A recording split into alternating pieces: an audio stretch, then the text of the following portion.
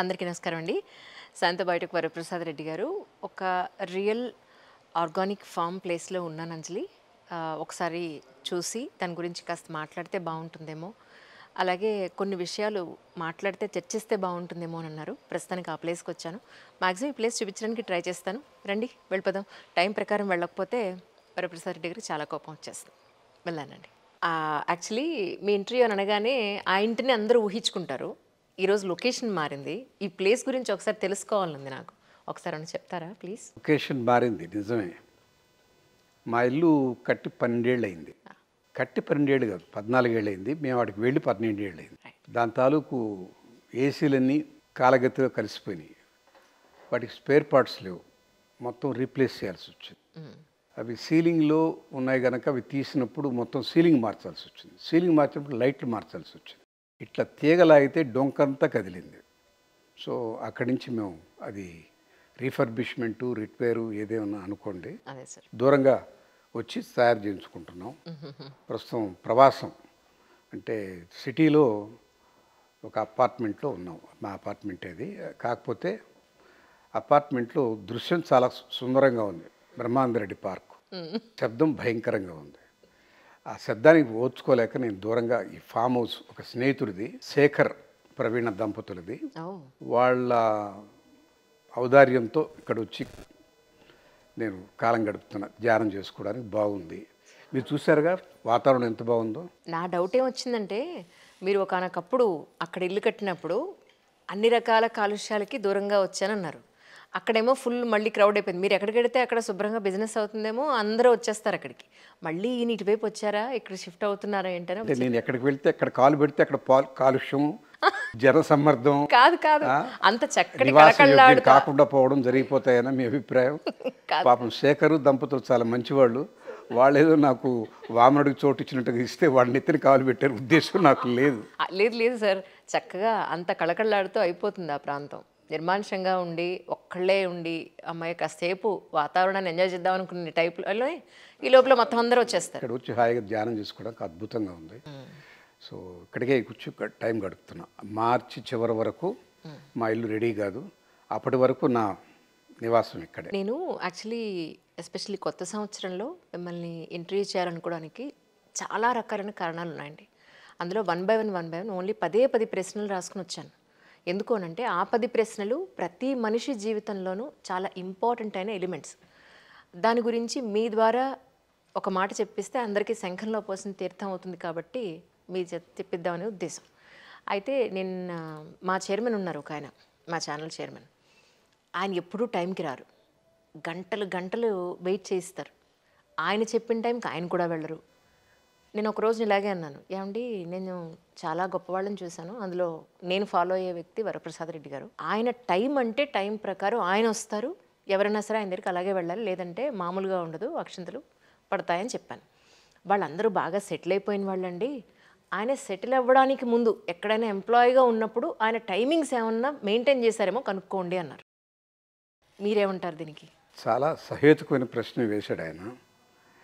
ఆ రోజుల్లో కూడా నేను ఈ టైం పిచ్చివాడిని. ఎక్కడికైనా ఒక టైం కమిట్ అయితే ఆ టైం ప్రకారమే ఉండాలన్న మనోసంకల్పం. దానికి అనేక కారణాలు ఉన్నాయి. నాకు చిన్న వయసులోనే తోచింది ఏంటంటే, ఏది పోగొట్టుకున్నా తిరిగి పొందొచ్చు. అది ఏది కానీ సమయం దాటిపోతే తిరిగి వెనక్కి తీసుకెళ్ళాం. గడియారాన్ని వెనక్కి తిప్పే అవకాశం లేదు. అదంతే, పోయింది పోయినట్టే. జీవితంలోది ఆ కాలం గడిచిపోతే తిరిగి నీకు పొందనిది ఏది అంటే ఒక్కటే కాలం. కానీ చాలామంది కాలాతీత వ్యక్తులు, వాళ్ళు కాలానికన్నా అతీతంగా వాళ్ళు కాలాన్ని లెక్క చేయరు, ధనాన్ని లెక్క చేయరు. నేను చాలా జాగ్రత్తగా గౌరవంగా చూసేది కాలం, జలం. ఎవరన్నా నీళ్ళు ఇస్తే సగం గ్లాస్ తాగి పక్కన పెట్టను, పూర్తిగా తాగేస్తాను. ఎందుకు అనంటే అది ఎంగిల్ చేసిన గ్లాస్ కదా, పారబోస్తారు. నాకు ఇష్టం లేదు. జలాన్ని, కాలాన్ని దైవంగా భావించే తత్వం నాది. చిన్నప్పటి నుంచి అంతే. అయితే నువ్వు ఎప్పుడు లేట్ కాలేదా అని అనొద్దు, చాలాసార్లు ఆలస్యమయ్యాను. కానీ మీరు ఇన్ఫార్మ్ చేస్తారు కదా. నేను ఇన్ఫార్మ్ చేస్తాను. అది కాకుండా కొన్ని సందర్భాల్లో నేను అనుకున్న సమయానికన్నా లేటుగా వెళితే కొన్ని సభల్లో గుంజీలు తీసిన సందర్భాలు ఉన్నాయి. నాకు నేనే శిక్ష వేసుకుని. ఎందుకనంటే అదేదో నా మోడెస్టీ చూపించడానికి కాదు, ఇంకెవరైనా దాన్ని ముక్కు మీద వేలేసుకుని అమ్మో ఈయన ఇంత ఇంపార్టెన్స్ ఇస్తాడా మనం కూడా ఇవ్వాలి అన్న ఆలోచన 100 మందిలో ఒక్కరికి కలిగిన నా పర్పస్ సర్వ్ అవుతుంది. నిజం. నేను చాలాసార్లు 99% టైంకే వెళ్తాను. ఆ 1% టైంలో మిస్ అయినవి కూడా చాలా ఉన్నాయి. మిస్ అయినప్పుడు తప్పనిసరిగా నేను గుంజలు తీస్తాను. అది నా పద్ధతి. అండ్ ఇంకొకటి ఏంటంటే మీరు మనిషికి ఇచ్చే విలువ. ఈవెన్ మొన్న మనం ఒక పుస్తక ఆవిష్కరణకి మీరు వెళ్ళినప్పుడు అక్కడ హాస్పిటల్లో ఆ డోర్ తీసే వ్యక్తి కూడా నమస్కారం అని అంటే మీరు చేతులెత్తి నమస్కారం చేశారు. యాక్చువల్గా చాలామంది 90% మంది అసలు అనేసి వెళ్ళిపోతారు. కానీ చేతులెత్తి వాళ్ళకు కూడా అంత ఇంపార్టెన్స్ ఇచ్చి ప్రయారిటీ ఇచ్చి నమస్కారం చేయడం అనేది నేను మీ దగ్గర నేర్చుకున్న వాటిల్లో ఇది కూడా ఒక గొప్ప విషయం. అంటే ఓకే నమస్తే అమ్మా అని చెప్పేసి వెళ్ళిపోవచ్చు కదా, ఎందుకు 2 చేతులు పెట్టి అంత టైం ఇస్తారు ప్రతి వ్యక్తికి అని అంటే? ఆయనకి సమాధానం ఒకటే, నేను అద్వైతంలో బతుకుతున్నా. అద్వైతం అంటే ఏమిటి? 2 కానిది. 2 కానిదే అద్వైతం. ద్వైతం అంటే 2, అద్వైతం అంటే కానిది. నాలో ఉన్నది వాడే, నీలో ఉన్నది వాడే, 2 ఒకటే. భిన్న రూపాల్లో తిరుగుతున్నాం. ఈ ముక్క ఆ ముక్క ఒకటే. పైన నీ డ్రెస్ కోడ్ వేరు, నీ పేరు వేరు, నీ రూపం వేరు, లోపల ఉన్నటువంటి ఆత్మ ఒకటే. అది ఆ గట్టిగా నమ్మినప్పుడు ఆ అవతల వ్యక్తి నమస్కారం చేశాడంటే నాలో ఉన్న దేవుడే ఆయనలో ఉన్న దేవుడు. నమస్కారానికి ప్రతి నమస్కారం సంస్కారం. అవును, అది చేయడం కనీస ధర్మం. అన్నిటికన్నా ముఖ్యంగా ఏంటంటే ఇవాళ రేపు పాశ్చాత్య సంస్కృతిలో షేక్ హ్యాండ్లు హగ్గులు ఉన్నాయి. పర్సే హగ్గు తప్పు కాదు, దానికి ఒక గోప్యత, దానికి ఒక పద్ధతి అన్నీ ఉన్నాయి. మనకు ఆచారంలో లేదు అది. షేక్ హ్యాండ్ కూడా మన పద్ధతి కాదు. ఇటీవల వచ్చిన కరోనా మనకు బుద్ధి నేర్పింది. 2 చేతులు జోడించడం మంచిది కానీ 2 చేతులు కలపడం మంచిది కాదు అని. శౌచానికి చాలా దగ్గర. అందువల్ల ఏంటంటే మన ఆచారంలో ఉంటుందే నేను పాటించేది. ఎవరైనా నమస్కారం చేస్తే నా మనసు నా వాక్కు 2 ఒకటే. అది వేరు ఇది వేరు కాదని జోడిస్తారు. నేను చెప్పేదే మనసులో ఉన్నదే చెప్తున్నాను అని, ద్వైతీభావం లేదు అని. అది వాళ్ళు చేసినప్పుడు మనం కూడా అదే చెప్పాలి కదా. నేను ఆయన ఇలా అన్నాడని ఇటు అనటం అర్థం పర్థం లేదు. సమాధానం దానికి తగ్గట్టుగానే ఉండాలి. ఒకవేళ ఆయన ఇలాగే అని ఉంటాడు అనుకోండి, నేను కూడా అలాగే అని ఉండేవాడిని. అతి వినయంగా నేను నమస్కారం చేసిన సందర్భాలు చాలా తక్కువ. నాకన్నా పెద్దవాళ్ళు కనిపించిన, నాకన్నా జ్ఞానవంతులు అనిపించిన నేనే ముందు నమస్కారం చేస్తాను. మనకి ఏ రకమైన సంబంధం ఎవరు తెలియని వ్యక్తి వచ్చినప్పుడు ఇటు తిరగండి నమస్కారం ఇప్పుడు పెట్టలేదు. కానీ ఎవరైనా నమస్కారం చేసినప్పుడు కనీస మర్యాద తిరిగి చేయాలి, వాళ్ళు ఎవరైనా కాదు. అవును, అది. కానీ మీరు ఒకానొకప్పుడు ఎంప్లాయీగా పనిచేసినప్పటి నుంచి ఇప్పుడు ప్రపంచం మొత్తం శాంతాబయటకు వరప్రసాద్ రెడ్డి గారు అంటే గుర్తించిన తెలుగు వాళ్ళు ఎవరూ లేరు. దేశ విదేశాల్లో కూడా మన తెలుగు వాళ్ళగా మిమ్మల్ని గుర్తించిన వాళ్ళు ఉండరు. ఈ స్థాయికి వచ్చిన తర్వాత అప్పటి నుంచి ఇప్పటివరకు మీ జీవితంలో వచ్చిన ముఖ్యమైన మార్పులు అంటే ఏం చెప్తారు సార్? ముఖ్యమైన మార్పు విపరీతమైన బరువు పెరిగింది. బరువు అంటే నా వెయిట్ కాదు, బాధ్యత. ఇంతమంది నన్ను ఒక పెడస్టల్ ఎక్కి కూర్చోబెట్టారు, ఒక శిఖరం మీద ఎక్కిచ్చారు. ఇంతమంది చాలా గొప్పగా చెప్పుకుంటారు, గొప్పగా మాట్లాడతారు. నాకు తద్భిన్నంగా ఎక్కడైనా నేను జారితే ఆ శిఖరం నుంచి పడిపోతానని భయం వచ్చేసింది. నేను ఇప్పుడు ఒక రకంగా అతి జాగరూకతతో, అతి జాగ్రత్తగా, అతి బాధ్యతగా, అతి స్పృహలో మెలగాల్సినటువంటి స్వాతంత్రం కోల్పోయిన మనిషిగా అనిపిస్తుంది నాకు. కొన్ని సహజమైన లక్షణాలు కొన్ని ఉంటాయి, అవి చేయలేను ఇప్పుడు. ఎందుకని అంటే వాళ్ళు నాకు ఒక మెడలో తాయి తీసేశారు, ఈయన పలానా, ఈయన ఎలా ఉంటాడు అని. దానికి భిన్నంగా నేను ఉండలేను, నా స్వాతంత్రం కోల్పోయాను. కానీ ఇది ఇనప సంఖ్యలు కాదు, బంగారు సంఖ్యలే. ఇవి కాకుండా మీ దైనందిన జీవితంలో వచ్చిన గొప్ప మార్పులు అంటే సపోజ్ చాగంటి వారు. దైనందిన జీవితంలో నా మార్పులు ఏంటంటే చాలా కాలం చాలా వాటి కోసంగా పనిచేశాను. చాలా కాలం చాలా వాటి కోసం, అంటే ఆ చాలా వాటివి ఏంటంటే నేను చేసుకున్న వృత్తి ధర్మం, నాకున్న ప్రవృత్తి ధర్మాలు. ప్రవృత్తి ధర్మాలంటే నాకు ఇష్టమైనటువంటివి సంగీతం, సాహిత్యం, నృత్యము, ఇలాంటివన్నీ కూడా ప్రవృత్తిలో ఉన్నాయి. వాటన్నిటికీ సమయం కేటాయించుకుంటూ వెళ్ళాను. అది దేనికి సంబంధించింది? హృదయానికి సంబంధించింది. ఆ హృదయానికి ఆహ్లాదం కావలసినప్పుడు సేవ, ఆనందం కావలసినప్పుడు కళ, నా వృత్తి ధర్మంగా చేయాల్సింది చేశాను. మరి నాకంటూ నా లోపల ఉన్న ఆత్మకి, అది ఉద్ధరణకి, నాలోకి నేను చూసుకోవడం అనేది తగ్గిపోయింది. ఒకప్పుడు లేదు, తగ్గిపోయింది అనేది లేదు. ఇంత వయసు వచ్చాక నాకు గురువుగారు ధర్మానుష్ఠాన వరిష్ఠ అని బిరుదిచ్చాక ఈ ధర్మం ఏమిటో, ఆ ధర్మానికి నేను అనుసంధానం కావడం ఎట్లాగో, దానికి కావలసినటువంటి మనస్థితి ఎలాంటిదో, ఆ నిశ్చల స్థితి మనసులో ఎప్పుడు వస్తుందో, దాని ద్వారా నేను కొంత ఆత్మోద్ధరణ చేసుకునే వీలుంటుందో లేదో అనే ఆలోచన వచ్చి ఇప్పుడు వృత్తి ప్రవృత్తి కొంచెం పక్కకు జరిపి నాలో నేను చూసుకోవడానికి సమయం కేటాయిస్తున్నా. దాంట్లో భాగమే ఇంత దూరం ఇక్కడికి వచ్చి కూర్చోవడం. ఇది వచ్చిన మార్పు. ఇటీవల కాలంలో నాలో నేను తొంగి చూసుకోవడం మొదలెట్టాను. అట్లని సన్యాసం పుచ్చుకొని వానప్రస్థం తీసుకొని గోచిపెట్టుకొని పారిపోలేదు. ఇంతకుముందు తిన్నట్టుగానే తింటున్నాను, ఒక పూటే భోజనం తింటున్నాను, దాంట్లో మార్పు లేదు. నిద్రపోతున్నాను, సంగీతం వింటున్నాను. కానీ తగినంత సమయం నాలో నేను పరీక్షించుకోవడానికి, ఇంట్రావర్షన్ అంటాం, అంతర్వీక్షణం అంటాం తెలుగులో. ఇది నన్ను నేను గమనించుకోవడానికి, నా స్థితి ఎక్కడుందో తెలుసుకోవడానికి, నేనెవరు, నా పర్పస్ ఏమిటి, నా గమ్యం ఏమిటి. గమ్యం కన్నా గమనం చాలా ముఖ్యం కదా. ఆ గమనంని ఆనందిస్తూ ఎక్కడ తీవ్రమైనటువంటి కష్ట నష్టాలకు బలి కాకుండా, అంటే ఏదో అక్కడికి వెళ్ళాం కదా అక్కడ భోజనం లేకపోయినా ఉండాలి అనే అట్టడి తత్వం లేదు. జాగ్రత్తగా చూసుకొని వీళ్ళేదో ఒక పూటన వడ్డీ పెడతారు అన్న ధైర్యం వచ్చాక నేను ఇక్కడికి వచ్చి కూర్చున్నా.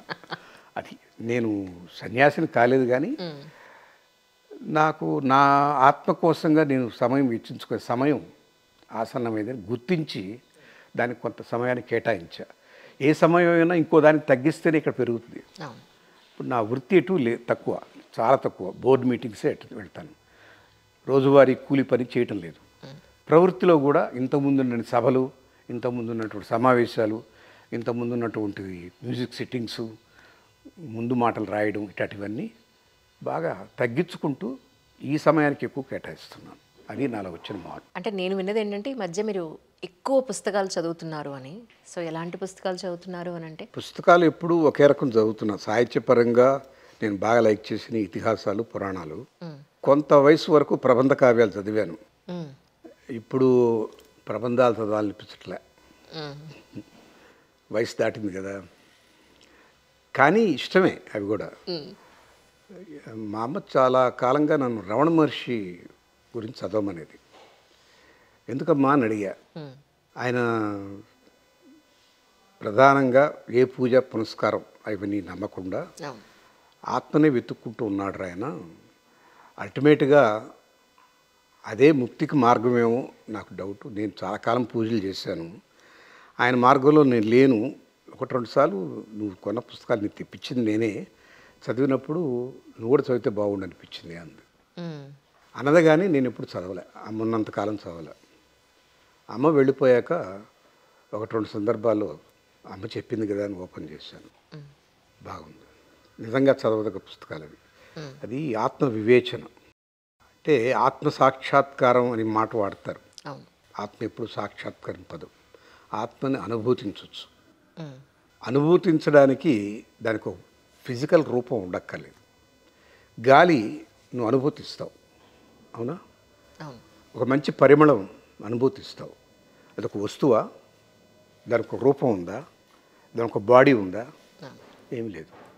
చల్లదనం, వేడి, మన పంచభూతాల్లో శరీరం అంటూ ఉన్నది ఒక భూమికే. మిగతా అన్నీ గాలికి రూపం లేదు, వాయువుకి రూపం లేదు, ఆకాశానికి అసలే లేదు, అగ్నికి లేదు. బట్ వాటి తాలూకు అనుభూతులు అయితే ఉన్నాయి. అగ్ని చూడగానే వేడి తెలుస్తుంది, గాలి సోకగానే ఆ చల్లదనం తెలుస్తుంది, ఆకాశం చూడగానే శూన్యం అంతా కలిసి తెలుస్తుంది. ఒక భూమి మాత్రం తెలుస్తుంది. నీరు, దానికి ఒక రూపం అంటూ లేదు, దేంట్లో పోస్తే అదే రూపం. సో ఈ ఆత్మ కూడా అంతే. ఆత్మ నాశనం కాదు అంటే ఎందుకంటే దానికి శరీరం లేదు కాబట్టి. కరెక్ట్. ఆత్మ సాక్షాత్కారం కన్నా ఆత్మ అనుభూతి చెందడం అనేది చాలా అవసరం. ఆ రమణ మహర్షి గారు అద్వైతాన్ని సంపూర్ణంగా పెట్టుకొని ఇది వేరు, శరీరం నేను కాదు. అది ఎలాంటిదంటే ఆయన డెఫినేషన్ చాలా గొప్పగా చెప్తారు. ఆయన మాటలో కాదు, నేను చెప్పుకునే మాట ఏంటంటే, ఈ శరీరం నాది అన్న భ్రమ కల్పించేది జననం. ఈ శరీరంలోంచి వెలికి వచ్చేది, నన్ను బయటికి తీసేది మరణం. అబద్ధం నుంచి నిజం వైపు ప్రయాణం చేయడమే జీవితం. సో అబద్ధం నుంచి నిజానికి అంటే ఏమిటి, ఈ భ్రమ నుంచి ఇది నేను కాదు అని, ఈ శరీరం నేను కాదు అనుకునే వరకు వెళ్ళడమే జీవితం. జీవితాన్ని పండించుకోవాలంటే ఆ మార్గంలో వెతుక్కోవాలి. అది రమణ మహర్షి గారి. అందుకే ఆయన తనకి కార్సినోమా వస్తే, క్యాన్సర్ వస్తే డాక్టర్లు వచ్చినప్పుడు ఏమంటే ఎలా ఉంది అంటే, వారు ఇలా బాధపడుతున్నారు అనేవాడు. వారు అంటే ఆ శరీరం. నేను బాధపడుతాను ఇప్పుడు అనలేదు. వారికి ఏదో బాధ ఉంది చూడండి అనేవారు. ఆయన వేరుగా చూసుకున్నాడు. సరే, శరీరాన్ని ఆత్మని ఆ స్థితికి నేను ఇవాళ రాగలనని నేను అనుకోవటం లేదు. బట్ అది మార్గం కదా అని సాధకుడుగా దాంట్లో ప్రవేశించా. ఎన్ని జన్మలు పడుతుందో తెలియదు. గత జన్మలో ఏమైనా క్రెడిట్ బ్యాలెన్స్ ఉంటే ఈ జన్మలో జరగవచ్చు, తెలియదు. ఏది తెలియకపోవడమే సాధకుడుకున్నటువంటి ఒకానొక సందర్భం అనుకోండి, సంశయం అనుకోండి, సమస్య అనుకోండి. అది తెలిసిపోతే దానికోసంగా దానికి ఏదో వర్కౌట్ చేస్తాడు. అది ఎప్పుడు వస్తుందో తెలియదు, ఎంతకాలంకి వస్తుందో తెలియదు, వస్తుందో లేదో తెలియదు, రాదేమో తెలియదు. అన్వేషకుడు, సాధకుడు ఎప్పుడు అన్వేషకుడుగానే ఉంటాడు. నేను ఆ స్థితిలో ఉన్నా ఇప్పుడు. అవి చదువుతున్నాను ఎక్కువగా. ఇంకొక మంచి పుస్తకం యోగ వాసిష్టం అని ఉంది. అంటే రాముడికి వశిష్ఠ మహర్షికి జరిగినటువంటి సంభాషణ. అది కూడా వాల్మీకి మహర్షి రాశారు. వాల్మీకి మహర్షి 24,000 శ్లోకాలతో అద్భుతమైన కావ్యం రామాయణం రాశారు. అది కేవలం 24,000 శ్లోకాలే. 32,000 శ్లోకాలతో యోగ వాసిష్టం కూడా రాశారు. అది రాముడికి వశిష్ఠుడికి మధ్య జరిగిన చర్చ. అనేక విషయాలు, సందేహాలు రాముడు అడుగుతాడు, వశిష్ఠుడు సమాధానం చెప్తాడు. అక్కడ రాముడు అడగడం కాదు, వశిష్ఠుడు చెప్పడం కాదు, మనకు వాల్మీకి మహర్షి అందించిన జ్ఞానం. కరెక్ట్.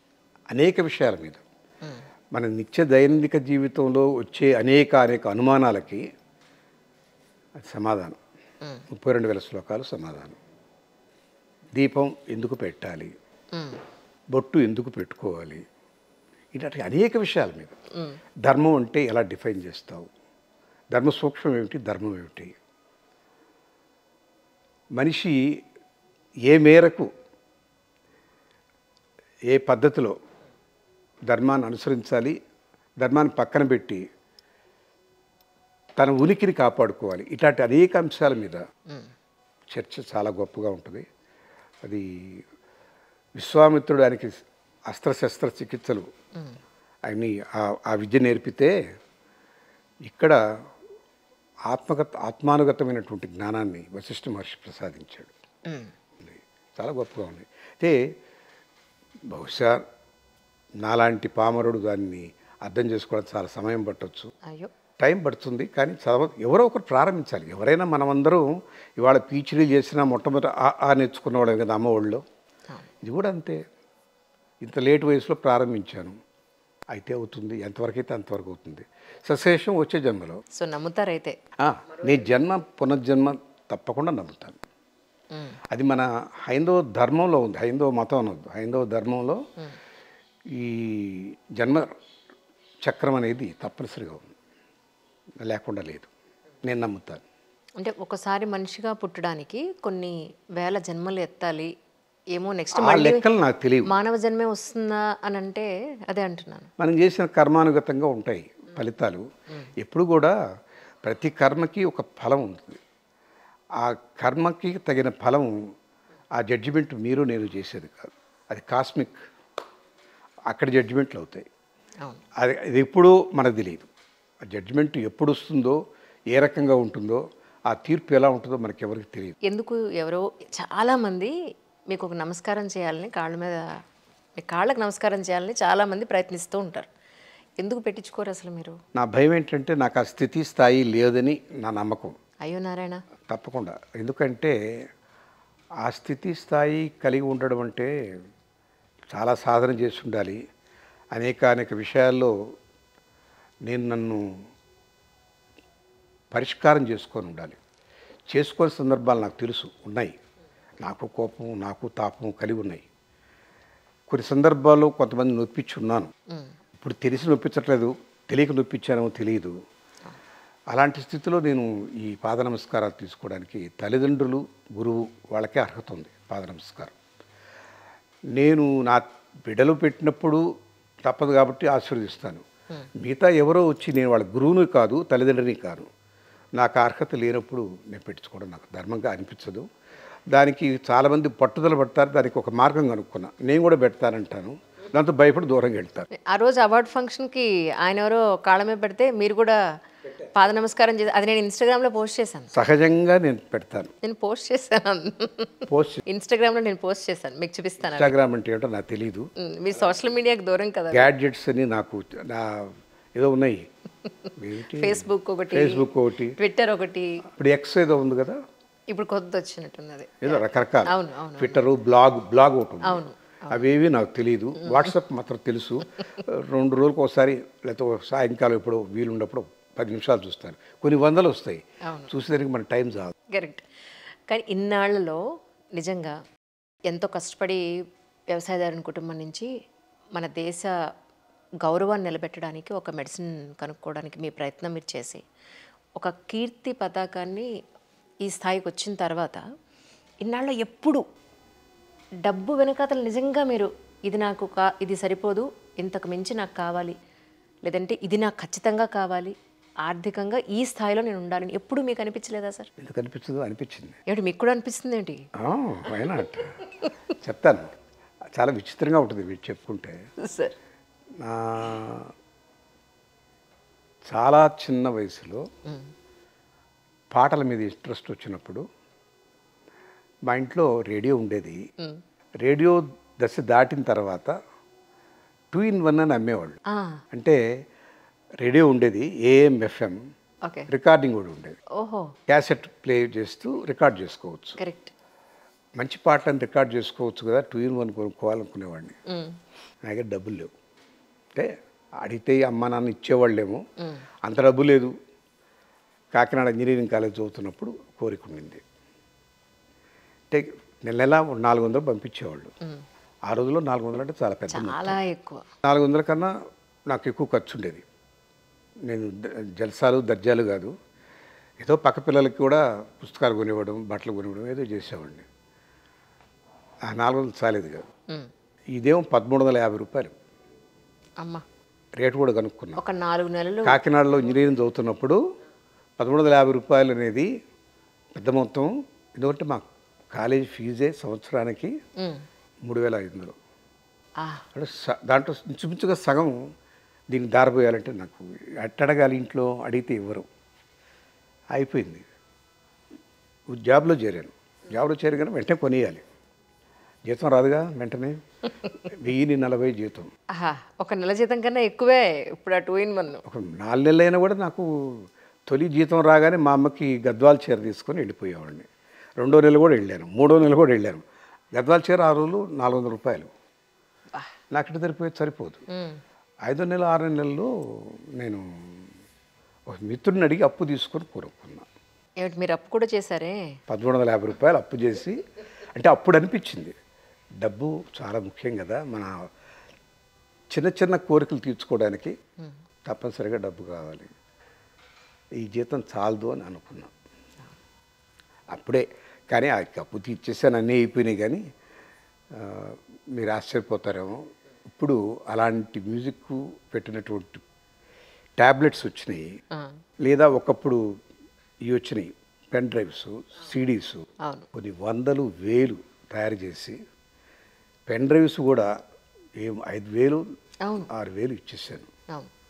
అంటే లోపల అంతర్గతంగా ఒకప్పుడు నేను ఫీల్ అయినటువంటి ఆ వెలితి ఇంతమందికి ఇచ్చి తీర్చుకున్నా.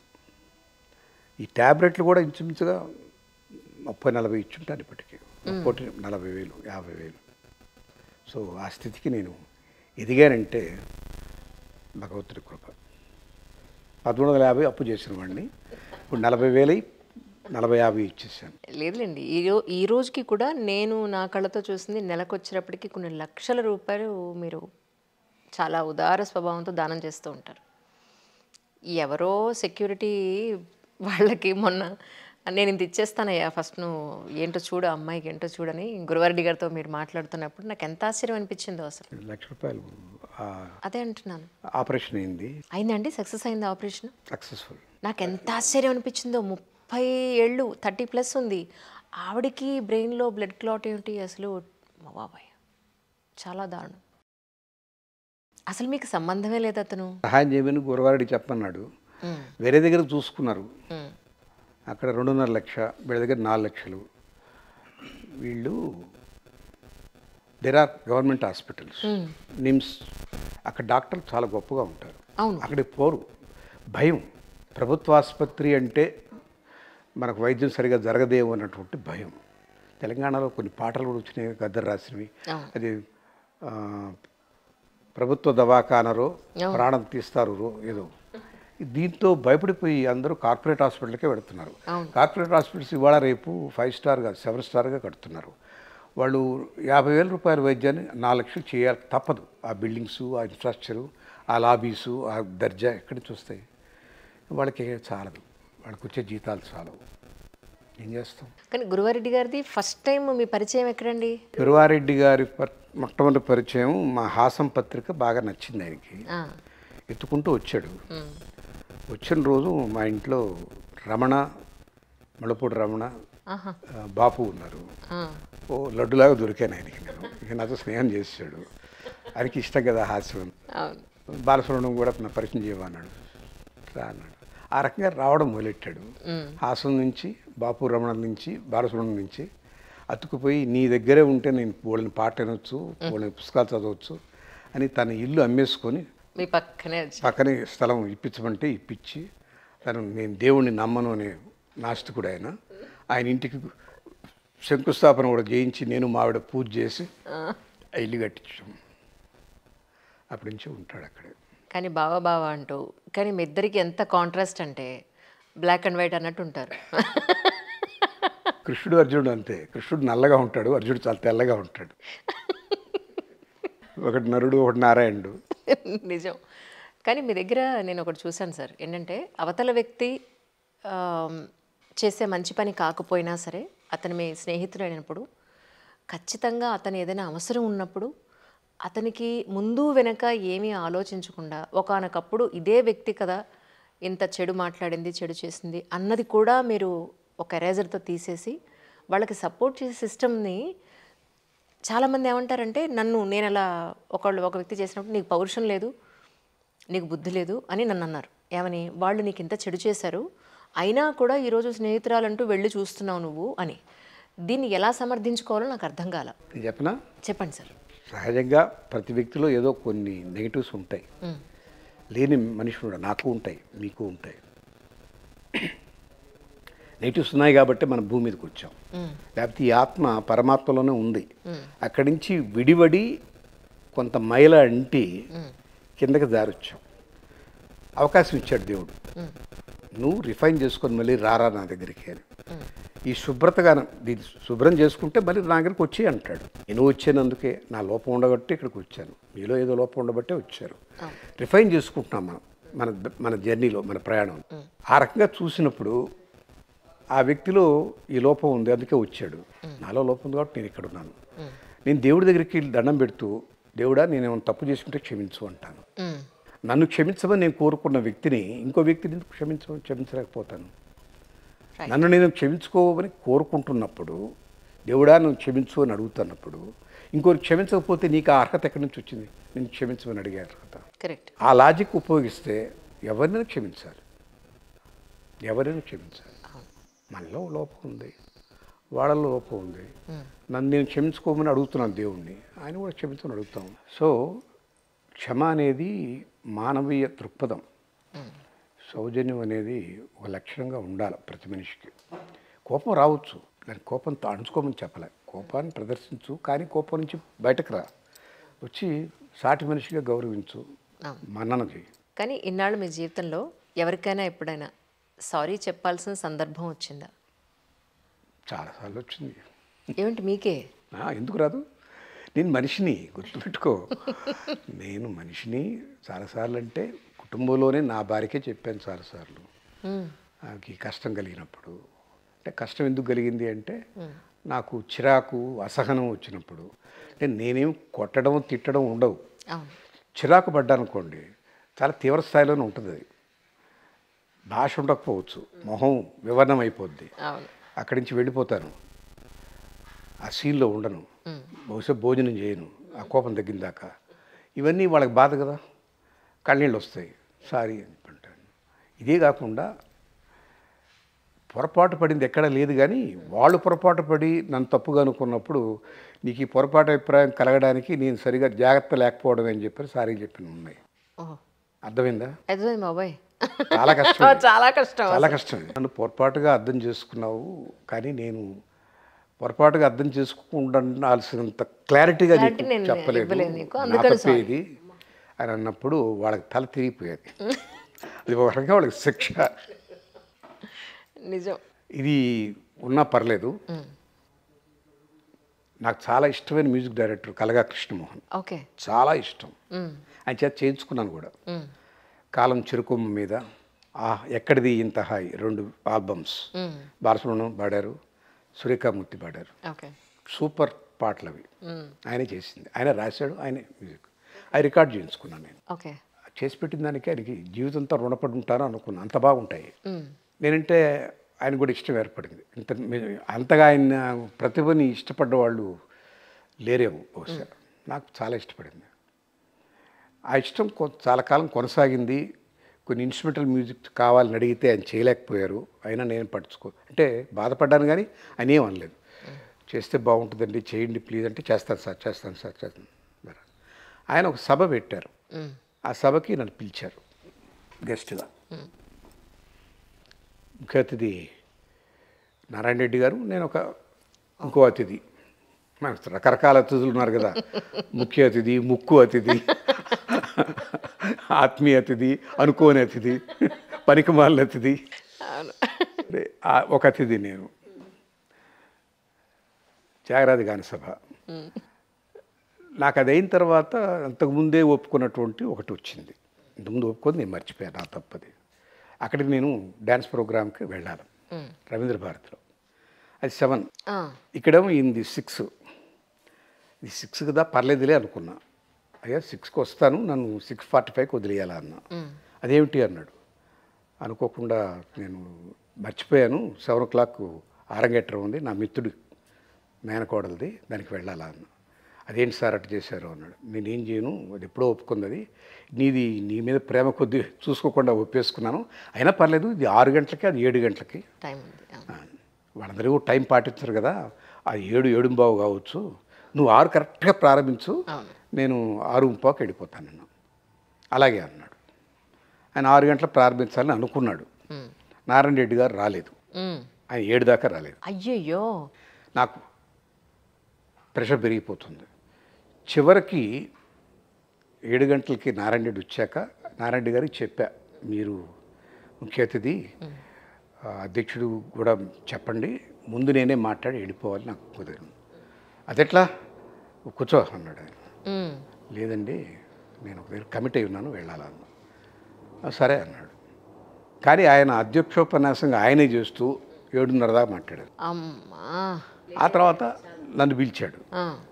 నేను 2 minutes మాట్లాడతానని చెప్పి వచ్చి, మన్నించాలి కృష్ణమోహన్ గారు, నా అభిమానంతో వచ్చాను, కానీ టైం స్పెండ్ చేయలేకపోతున్నాను, ఈ సభ 6 గంటల ప్రారంభం కావాల్సింది, 7:30 దాకా అవకాశం లేకపోయింది అని చెప్పి నేను వెళ్తున్నాను, ఏమనుకోవద్దని దండం పెట్టి వెళ్ళిపోయాను. ఇప్పుడు ఎందుకు ఇక్కడ ఇందాక మీరు అన్నారు, ఇక్కడ ఆర్గానిక్ ఫార్మింగ్ అది జరుగుతోంది అని చెప్పని, అంటే ఆకుకూరలు జనరల్గా ఎవరు పండించరండి, ఆకుకూరలు కాయగూరలు మేము పండిస్తున్నాను, బట్ దిగుబడి బాగా తక్కువ వస్తుంది కదండి యాక్చువల్గా. అస్సలు రాదు, చాలా తక్కువ, చాలా ఖర్చు. ఆయన ఒక కమిటెడ్ పర్సన్ శేఖర్, అందుకే నాకు ఇష్టం. ఆయన అనుకుంటే దాన్ని వదలడు. ఆయనకి డబ్బుకేం లోటు లేదు. ఎంత ఖర్చైనా మనం నిజాయితీగా ఒక మాట మీద ఉండాలి సార్, అంతే అన్నట్టు ఉంటాడు ఆయన. ఆయనకు అభ్యంతరం లేకపోతే ఒకసారి చూపిస్తారా? చూపిస్తారు, కానీ ఇప్పుడు కార్లో తిరగాల్సిన చాలా 20 ఎకరాలు మేడ నడుస్తాం, 60 ఎకరాలు. ఆ బ్యాటరీ వెహికల్ ఒక రౌండ్ వేసేసి రావాలి. అంతే అంతే. ఇప్పుడు ఎవరైతే ఫిల్మ్ ఇండస్ట్రీ నుంచి బాలసుబ్రహ్మణ్యం గారు కానీ మిగిలిన గొప్ప గొప్ప చిరంజీవి గారు కానీ వీళ్ళంతా కూడా మీకు చాలా మంచి పరిచయస్తులు, మంచి స్నేహం ఉన్నారు. వీళ్ళంతా అంటే మీరు ఫిల్మ్ ఇండస్ట్రీలో లేరు, కానీ వీళ్ళ పరిచయాలు అవి ఎలా జరిగాయంటే ఏం చెప్తారు సార్? నాకు అట్లా అని ఇంకా అంటే మా పెదనాన్నగారు సినిమాలు తీసేవారు కదా, రహస్యం, లవకుశ. ఆ టైంలో కొద్దిపాటి పరిచయం నాగేశ్వరరావు గారితో ఉండేది, చాలా తక్కువ. హైదరాబాద్కి వచ్చేసాక నేను ఉద్యోగరీత్యా ఆయనతో బాగా సంబంధం. సో అక్కడ స్టార్ట్ అయిన తర్వాత నాకు బాగా రమణ గారు, బాపు, ఎంబీఎస్ ప్రసాద్ ద్వారా పరిచయం. వాళ్ళు మద్రాసు ఉండేవాడు ఎంబీఎస్ ప్రసాద్, వాళ్ళకి అక్కడ పరిచయం. బాలసుబ్రహ్మణ్యం నేనే పరిచయం చేసుకున్నా, మా నెల్లూరు అబ్బాయి కదా. ఇక ఆ తర్వాత వరుసగా చిరంజీవి, అరవింద్ నా క్లాస్మేట్, అరవింద్ బావ గారు చిరంజీవి, చిరంజీవి పరిచయం.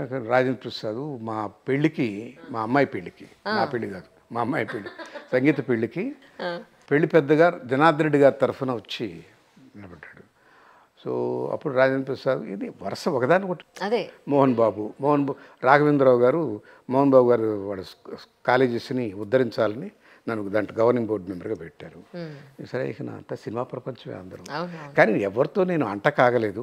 అందరూ పరిచయమే, అందరూ ఇష్టంగా ఉంటారు, నాతో బాగానే ఉంటారు, నేను వాళ్ళతో బాగానే ఉంటాను. కానీ సార్ అంటే ఎవరో ఒక కుటుంబంలో జరిగే ఒక చిన్న అలజడికో కొట్లాటకో మీడియా అంతా వెళ్ళి గేట్ల లోపల కెమెరాలు పెట్టడం, లేదంటే వాళ్ళ ఇంట్లో ఏం జరుగుతుందని చూడడం, ఇదంతా మీరు చూసినప్పుడు నాకు నచ్చలేదు. నాకు ఇది నచ్చలేదు. ఆయన కూడా కొంచెం కోపాన్ని తగ్గించుకోవాల్సింది. వచ్చారు మరి, మీరు రావడం నాకు నచ్చలేదని లోపలికి వెళ్ళిపోవాలి అంతే. అంత దూరం వచ్చి ఉండకూడదు. అది ఒక దురదృష్టకరమైనటువంటి సంఘటన. మీడియా అంత ఉత్సాహం చూపించాల్సిన అవసరం లేదు. వారు కూడా కోపాన్ని నిగ్రహించుకోవాల్సింది అంతే. ఒకవేళ మీ స్నేహితులకి ఒక 5 నిమిషాలు ఆర్గానిక్ ఫార్మింగ్ గురించి ఏదైనా చెప్పాలి అనుకుంటే ఒక మాట చెప్పించవచ్చు, లేదు ఒకసారి చూపిస్తానన్నా చూపించవచ్చు. లేదు, ఆయనతో ఒక మాట చెప్పిస్తాను, ఆయన తీసుకొచ్చి కూర్చోబెట్టి చెప్పిస్తాను. అలాగే డన్. నేను మా ఆత్మీయులు, స్నేహితులు శేఖర్ గారి గురించి ఒక విషయం చెప్పాలి. ఇప్పుడు నేనున్న ప్రాంగణం వారిదే. వారు ప్రకృతికి సమీపంగా, ప్రకృతితో మమేకం అవుతూ ఆర్గానిక్ ఫార్మింగ్ అనే లక్ష్యాన్ని పెట్టుకొని ఊరికి దూరంగా, హైదరాబాద్ సిటీకి బహుశా 30 కిలోమీటర్లు ఉండొచ్చు, ఇక్కడ 60 ఎకరాలలో ఆయన వ్యవసాయం చేస్తున్నారు. మనం మామూలుగా వినేటటువంటి ఆర్గానిక్ ఫార్మింగ్ కాదు ఇది. నిజానికి ఒక భూమి కొంతకాలం రసాయనాలతో ముడిపడితే తిరిగి అది స్వచ్ఛత పొందాలంటే కొన్ని దశాబ్దాలు పడుతుంది. 30 ఏళ్ళు పట్టవచ్చు, 20 ఏళ్ళు పట్టవచ్చు. అలాంటి స్థితి కానటువంటి భూమిని తీసుకొని నిజమైనటువంటి ఆర్గానిక్ ఫార్మింగ్ చేస్తున్నారు. చాలా వ్యయ ప్రయాసలకు కూడింది ఇది. వారు డబ్బును ఇలా పక్కన పెట్టి అనుకున్నది ఏదో ఆ లక్ష్యాన్ని చిత్తశుద్ధిగా చేయాలన్నటువంటి సంకల్పంతో ఊరికి దూరంలో ఈ పద్ధతిలో ఆయన వ్యవసాయం చేస్తున్నారు. వారితో ప్రత్యేకమైన ఒక ఇంటర్వ్యూ అంజలి గారు తర్వాత చేస్తారు. ఇప్పుడు కేవలం వారిని చూపించడానికే మనసుపడి ఆయన తీసుకొచ్చి కూర్చోబెట్టాను. దీంట్లో మొత్తం ఆల్మోస్ట్ అన్ని ఫ్రూట్స్ ఉన్నాయండి, వెజిటబుల్స్ ఉన్నాయి, కౌస్ ఒక 60 కౌస్ ఉన్నాయి, ఈవెన్ ఫిష్, నాటుకోళ్ళు, ఆల్మోస్ట్ ఎవ్రీథింగ్ ఉందండి. మన ఇంటికి నార్మల్గా ట్రెడిషనల్ ఫుడ్ కావాల్సిన మొత్తం ఎవ్రీథింగ్ ఉన్నాయండి. చెరకు ఉంది, ఇక్కడ చెరకు ఉంది, బియ్యం, వడ్లు, బెల్లం కూడా మేము ఇక్కడే చేసుకుంటాము. 100% అండి, చూపిస్తాం. ఎందుకు చూపించాం, చూద్దాం.